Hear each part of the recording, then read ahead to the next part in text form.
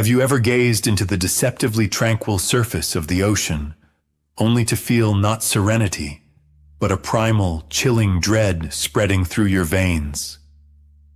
As if beneath that mirror-like expanse of blue lies not merely an immeasurable depth, but something more, a living, bottomless memory, an ancient, slumbering power, waiting for the perfect moment to reclaim what has rightfully been its own since time immemorial. And what if I told you that all of humanity's greatest citadels, our gleaming skyscrapers of steel and glass, are built upon the thinnest sliver of land, on the very shores of that same ocean, an ocean that remembers everything and forgives nothing? What you are about to learn is no mere hypothesis, no idle fantasy. It is the reverberation of an ancient prophecy, an echo that vibrates through the very fabric of time, and its final deafening chord may well be struck within our lifetimes. Be prepared, for this knowledge is capable of shattering your familiar worldview forever, splintering it into a myriad of fragments. And before we gaze into this abyss together, I ask of you, take a deep, slow breath. If you are hearing my voice right now, know that this is no accident. You are here because, on some level, you already feel it. Our world is poised on the brink of something truly monumental and unspeakably terrifying. Help this truth to pierce the dense fog of deception that has so long and carefully shrouded us. And now, let us speak of water, and of a woman whose name was spoken for centuries in whispers, a mix of reverent awe and primal fear. Her name was Ursula Southeil, but to generations, she would forever be known as Mother Shipton. The witch of Yorkshire's misty dales, an enigmatic seer whose earthly journey traversed the turbulent and ever-changing 16th century. Official history, with its inherent skepticism, attempts to dismiss her as a mere folklore character, a whimsical fiction, nothing more than a collection of dark, rustic superstitions. But those of us who have learned to read between the lines of faded chronicles, to listen to the echoes of the past, know the genuine truth. Mother Shipton was called a window flung open to the future. In her visions, she witnessed carriages that would race without horses, and heavy iron that, in defiance of nature's laws, would float upon the water. She even spoke of something akin to a worldwide web, describing it as thoughts that travel the world in the blink of an eye. Her prophecies came to pass one after another, with a chilling accuracy that sent a shiver down the spine. However, her most dreadful and sacred vision remained sealed away for a long time. It was hidden, mocked, and cast into oblivion. And yet, it is a prophecy that concerns every single one of us. A prophecy of a great flood, destined to wash away all of humanity's pride from the face of the earth with a single wrathful wave. In the lines of her cryptic, allegorical verses, she spoke of a time when storms will rage and oceans will roar, when great powers will tremble. But her most specific, and therefore most soul-chilling prediction, concerned the fate of the three pillars that support the modern world. It told of three world capitals, three centers of seemingly indestructible power, destined to be consumed by the merciless sea. The prophetess never called them by their modern names, yet the descriptions she left behind are so startlingly accurate that they leave no room for doubt. Her words painted these images: a city by a great river, ruled by an ancient crown, followed by a new Babylon, built upon the bones of countless nations, where only the ring of gold holds sway, and finally, a city of the rising sun, where people have long since begun to worship soulless machines. These cryptic, allegorical pictures are hauntingly familiar. These names stir something deep within us, for we all know, without a doubt, exactly which places are meant. London, New York, Tokyo, three indestructible titans, three pillars upon which our entire modern civilization is built. Yet the prophecy of Mother Shipton proclaims that a single inevitable destiny awaits them all, to be consumed and buried beneath the relentless waves of the sea. Do you believe this is merely the incoherent raving of a lonely madwoman, an echo from the depths of bygone ages? Then how can one explain the astonishing coincidence that her visions align, word for word, with the predictions made by the other greatest seers in history? Consider Nostradamus. In his cryptic, fog-shrouded quatrains, he too wrote of a great Neptune who would furiously raise his trident, and of proud cities swallowed by a murky wave. He foretold a dark time when the water signs of the zodiac, Cancer, Pisces, and Scorpio, would converge in a deadly dance, unleashing an age of boundless water and all-consuming chaos. And is this grim time not already knocking at our very doors? And what of the great Vanga, the blind seer from Bulgaria, whose prophecies made even the world's most powerful leaders tremble? She spoke of water again and again, warning of a great water that would surge upon the land, engulfing coastal cities and forcing survivors to seek refuge high in the mountains. In her visions, she saw entire nations vanishing without a trace into dark, swirling abysses. Her followers swear to this day that in one of her last, deepest trances, she whispered almost inaudibly of three giants collapsing into the ocean depths in the hour when brother goes against brother, as the sky filled with the drone of iron birds. Look around. Are we not witnessing this with our own eyes, right now? The endless military conflicts, a global tension that hangs heavy in the air, and an oppressive sense of constant threat. It is as if the earth itself has grown weary, feeling our pain, our all-consuming hatred. And the world ocean, its ancient guardian, is already preparing to wash it all away to cleanse the face of the planet. But that is not all. In the most secret, dusty archives of the Vatican, according to rumors that have seeped through its high walls, lie the mysterious salt scrolls, the writings of a nameless medieval scribe who is said to have fallen into a frenzied, prophetic ecstasy. In his visions, he described towers of crystal and silver reaching the clouds, which were collapsing into boiling foam, the screams of their inhabitants drowned by the roar of the abyss. Then consider the story of Kaito the Silent, a Japanese ascetic from the 17th century. He spent 40 long years in silent meditation at the very foot of the sacred Mount Fuji, and over his entire lifetime, he left behind just 3 short haiku. One of them reads, "A silver dragon wakes in the deep water, swallows the city of lights." The silver dragon is an ancient, almost forgotten Japanese name for a destructive tsunami wave, the city of lights. Could it be modern Tokyo they speak of? But the most unsettling part is this.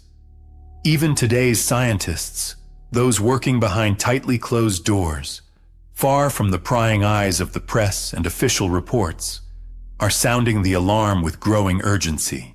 Before their very eyes, in rigid columns of data and across monitor screens, the same terrifying picture unfolds. They see the glaciers, the ancient pillars of cold, melting at an unthinkable, catastrophic rate. They see the familiar ocean currents losing their strength, dissolving into an unpredictable, chaotic vortex. They see seismic activity escalating like an avalanche in the zones of ancient fault lines, where giant megacities rest as if upon a powder keg. Of this, they speak only in hushed whispers in the resonant halls of power, with nervous glances over their shoulders. Because the truth is far too alarming, far too inconvenient for those who hold the reins of power. The truth is, their flawless models do not predict a smooth, gradual rise in sea level by a few mere centimeters. They predict a sudden, cataclysmic shift, an instantaneous collapse. Now let us face reality. Let us remove the rose-tinted glasses the system so carefully places upon us. Simply look around and recall recent events. Anomalous floods are erupting across the world, striking places that have never known them before. Gleaming Dubai, a city that rose from the desert, suddenly finds itself buried beneath murky torrents of water. Germany, Italy, China. Soul-chilling footage from these places floods the news feeds, leaving the world frozen in disbelief. But this is not just another report on climate change. This is something more. This is a dress rehearsal. These are the first warning shots from the planet itself. The very ground beneath our feet begins to tremble as ancient volcanoes stir from an age-old slumber, preparing to awaken. The Pacific Ring of Fire, home to the sprawling giant of Tokyo, hums with a colossal tension, like a string pulled taut to its breaking point. The infamous San Andreas Fault, and others less known yet no less perilous deep beneath New York, all begin to show a sinister, anomalous activity. The great stone behemoth of London sinks slowly, inexorably, under its own weight, while the mighty Thames Barrier, once thought unbreakable, can no longer hold back the furious tides. Now, cast your gaze skyward. Remember the recent events, solar eclipses, blood moons, the rarest planetary alignments. Ancient cultures would not have called this coincidence or a beautiful cosmic display. To them, these were omens, grave harbingers of great and inevitable change. The very heavens cry out a silent warning of what's to come. But we, consumed by our daily distractions, cannot bring ourselves to tear our eyes from our shimmering screens, to simply look up. We read reports of economic crisis, we follow the chronicles of political instability, we hear of trade wars, and we routinely dismiss it all as just politics. But what if that isn't the truth? What if we are witnessing something far more sinister? The slow decay of the invisible spiritual shield that protects our cities. For cities are not mere stone and steel. They are living, breathing organisms, powerful egregores that feed and pulse with the energy of their millions of inhabitants. When the collective energy that binds us all becomes soaked in the poison of fear, eaten away by the rust of greed, and fractured by the wedge of division, this great egregore begins to falter. Its radiant, protective shroud grows thin, melting away like a morning fog to lay bare the heart of the world. And then, it is left defenseless against the elemental forces, those same ancient energies that have slumbered for centuries, waiting for their moment to awaken. You have felt it too, haven't you? That vague, underlying unease lurking deep within your soul. That strange sensation, as if time itself has broken free and is racing madly onward, while the familiar world crumbles to dust before your very eyes. Have you noticed how unpredictable the weather has grown? How nature itself seems to have forgotten its own laws, as if driven to madness? Believe me, this is no trick of your imagination. It is your intuition speaking, a whisper from your soul that perceives the vibrations of immense tectonic changes on the horizon. What appears before your gaze? What feelings awaken in your heart? Know that you are not alone in feeling this. So many of us are searching for answers.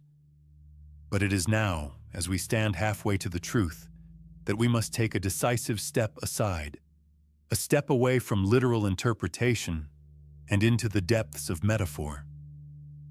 For the greatest prophecies never lie on the surface.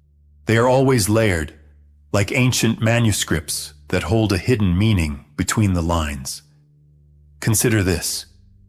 What if Mother Shipton, the blind seer Vanga, and the enigmatic Nostradamus were not speaking of the water that grinds down stone and shatters the land? What if the all-consuming flood they warned of is something else entirely? Let us be bold and look upon their words from an entirely new, unexpected perspective. What, in truth, is the modern metropolis? It is certainly not some soulless heap of concrete and steel. Instead, it is a taut, pulsating knot where all the threads of our fragile world are woven into one. Take London, for instance, a majestic nexus of old, unshakable power, of centuries-old traditions, and a hereditary financial aristocracy. But their shared crown, it suddenly turns out, is not cast from gold, but from the thinnest, most deceptively fragile glass. And what if its prophesied flooding is not the raging waves of the Thames preparing to swallow the stone embankments at all? What if it is a metaphor for the final collapse of the old hierarchies, a mighty wave of a new, ungovernable, and chaotic reality, mercilessly washing away the foundations of ages, leaving behind a world with no more kings, no more old authorities? It is the complete and utter collapse of the very idea of legacy. And then there is New York, the humming, sleepless New Babylon, a city where the one and only deity, worshipped with fervent devotion, is the golden calf. Its skyscrapers, straining toward the leaden sky, are more than just buildings. They are grand monuments erected in honor of the global financial system. A system built from foundation to spire on fragile debt and a blind faith in the illusion of endless growth. What if its submersion is not a devastating tsunami born from the Atlantic depths, but the quiet, colossal collapse of the entire financial system? An all-consuming deluge of worthless, weightless digital money, mercilessly washing away all savings, all stocks, all phantom futures, leaving behind only scorched earth and the bitter, soul-chilling truth that we traded real, tangible value for blinking zeros and ones on a cold screen. This is a slow drowning in a viscous, bottomless sea of debt from which no one can ever escape. And then there is Tokyo, city of a neon future, the beating heart of relentless technological progress, a place where the fine line between human and machine has all but vanished.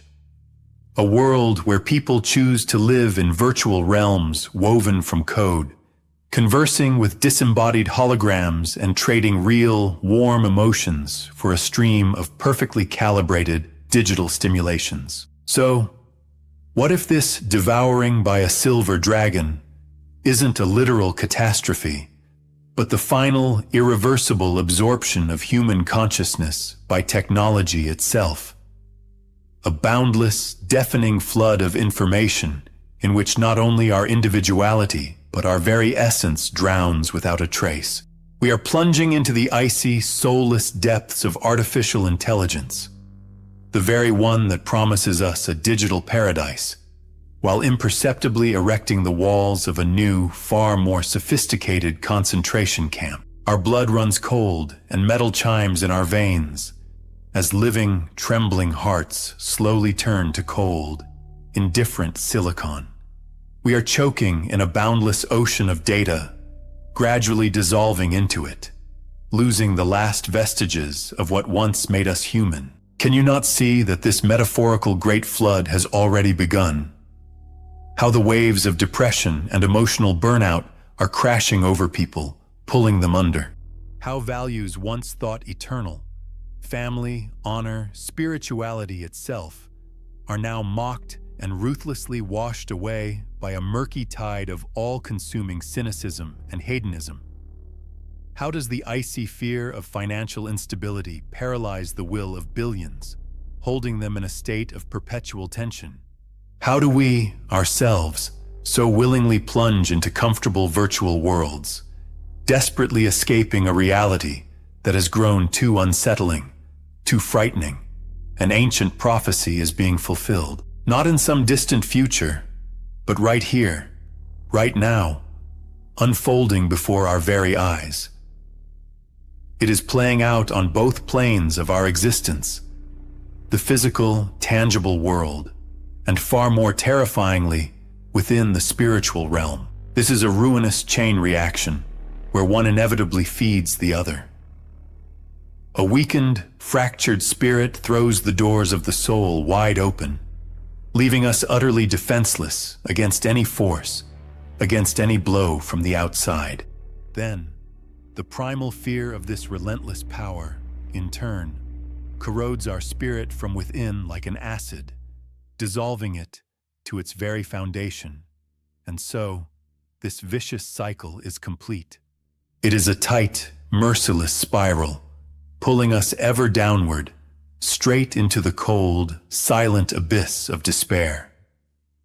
And yet, it is here, at the very darkest point of our fall, in the roaring heart of the raging storm, that the greatest secret lies hidden. A secret the powers that be would do anything to keep from you. It benefits them to have you trembling in fear. They need you to feel like a small, helpless victim in the face of an impending, unavoidable catastrophe. But the truth is, this is far from over. What you are witnessing is not the end. It is a transition. This all-encompassing collapse, this sacred unraveling of all that is familiar, is not a divine punishment, nor is it a penalty. This is a trial, a great and total cleansing. It is the planet's primal immune response to the profound sickness that humanity, in its current form, has become. Insatiably greedy, selfish to the point of blindness, deaf to the voice of nature and the call of its own spirit. Believe this: the ocean does not seek our destruction. Its true purpose is to heal. It has come to wash away the ingrained lies and the filth of ages, to shatter the very foundations of the artificial, fragile structures we so carefully built to separate ourselves from one another, and most terrifying of all, from our own true selves. This process will be agonizing, yes, and the old familiar world is indeed doomed. It will crumble into dust, for only from the cooling ashes of its ruins can something entirely new be born. Something authentic, something real. It will be a world whose foundation is unwavering harmony, whose breath is profound awareness, and whose essence is all-encompassing unity. And it is here, at this pivotal moment, that we come to the very heart of all that is unfolding. We come to you, to each one of you listening to these words, feeling that shiver of recognition run across your skin as truth resonates within. Know this: right now, you stand upon the threshold of a choice, perhaps the most profound and fateful choice in the entire history of our people. One path is to surrender to the chilling embrace of fear, to let despair drag you down into the depths, to drown without honor amidst the wreckage of a fading world. This is the path of remaining on the sidelines, of staying asleep, a passive, will-less victim of the inexorable tide of events. Or, there is another way. You can awaken. You can realize that you are not some pitiful splinter cast helplessly into a raging ocean. No, you are the ocean itself in all its unfathomable depth and hidden might. Your consciousness, your inner energy, every deliberate choice you make, this is what holds true power. You have within you the strength to become builders of a great ark, not a physical one made of tarred timber, but an unshakable ark of the spirit, capable of weathering any deluge. You can be the careful guardians who safeguard the flickering flame of humanity while a merciless storm rages all around. The ones who carry the clear light of awareness through the gathering darkness and all-consuming chaos. For every time your heart chooses love over fear, you are mending the very fabric of this world, lifting it toward the light. Each kind act, every hand extended in help, is another beam of wood fortifying our collective ark. Every time you relentlessly search for truth, you light a new lamp, illuminating the path for those who follow. There are forces that long to see us divided, broken, and trembling with fear in the shadow of doubt. But it is within our power to choose differently. We can choose unbreakable unity and a quiet yet steadfast courage. We can face the coming days not with terror etched upon our faces, but with a profound and clear understanding that all which unfolds is but an inevitable turn on the great spiral of evolution. Indeed, this is the time of the great harvest, a time when the grain will be separated from the chaff, and what is true will be set apart from all that is fleeting. And those of us who consciously choose the path of light and creation will become the living seeds from which a new and better world will grow. You may ask, what is to be done? Where does this journey begin? The answer is simple, and it lies within. Begin with yourselves. Stop feeding your priceless energy, your very life force, to a system that thrives on your fear and divided attention. Turn your gaze inward, to the very depths of your own world.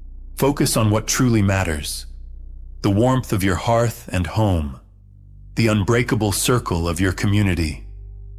Master the crafts and skills that stand independent of this fragile system, one poised to turn to dust. Become the creators of islands of light and pure sanity in the midst of an ocean of encroaching madness. Seek out those whose hearts beat in unison with your own. Find your people and unite, and know this: our time has come. This is the time for small, scattered beacons of light to emerge. On the day the old world finally crumbles, they will weave themselves together into a luminous network. And upon this resilient foundation, a new world will be raised. You see, the prophecy of Mother Shipton is not a death sentence etched in stone. No, it is a warning, and at the same time, a grand invitation. Listen, it is an invitation to a great awakening. We may be destined to witness the fall of 3 great cities, the final bastions of an old, exhausted paradigm. Their spires might crumble to dust, but humanity itself will not fall. No, it will rise from the ashes, reborn through a cleansing fire, and imbued with a completely new essence. And you, those who hear this inner call, who feel its vibration in the very depths of your soul, you are the vanguard of this coming rebirth. The knowledge I share is vital. Do not allow this message to dissolve without a trace, drowned in the deafening ocean of digital noise and daily distractions. Your every response, every sign of your attention, is something immeasurably more than a simple action. It is a conscious signal you send into the very fabric of the universe, a quiet yet powerful voice, declaring that you choose the light, that you choose to awaken. When you share this truth with another, you cast a lifeline to a soul that is still wandering in slumber. It is your own confident voice declaring, "I choose to know the truth." This is a true act of spiritual resistance, your firm decision to refuse the role of a silent victim in this theater of shadows. An act that tears through the dense veil of lies, carrying this light to thousands of other seeking souls. Until we meet again,